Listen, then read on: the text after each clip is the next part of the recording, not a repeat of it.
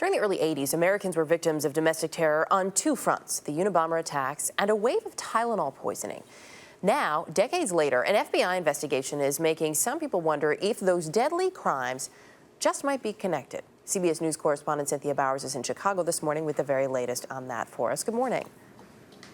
Good morning, Erica. The Unabomber, whom we came to find out was Ted Kaczynski, used explosives in the mail to target technology and government. The Tylenol killer placed bottles of cyanide-laced Tylenol capsules on store shelves in the Chicago area.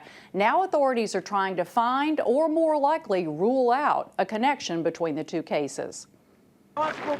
Convicted Unabomber Ted Kaczynski broke the news himself with a court filing he wrote inside his cell at Supermax Prison in Colorado.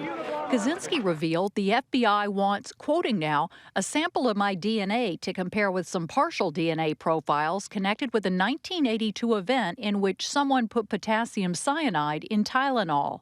7 people died in 1982 after taking cyanide-laced Tylenol. No one has ever been charged in the case, but it does remain an active FBI investigation.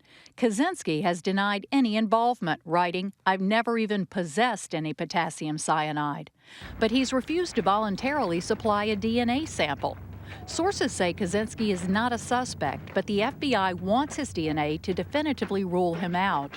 Kaczynski was in the midst of his mail bomb terror campaign in 1982, and investigators now fear that since their request has gone public, it could be used to raise doubts if prosecutors ever bring a case against someone else.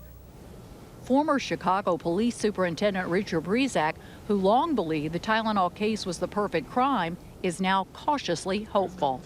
Maybe DNA, which was not in vogue at the time, will unlock the mystery of the Tylenol case. Whether it's Kaczynski or someone else.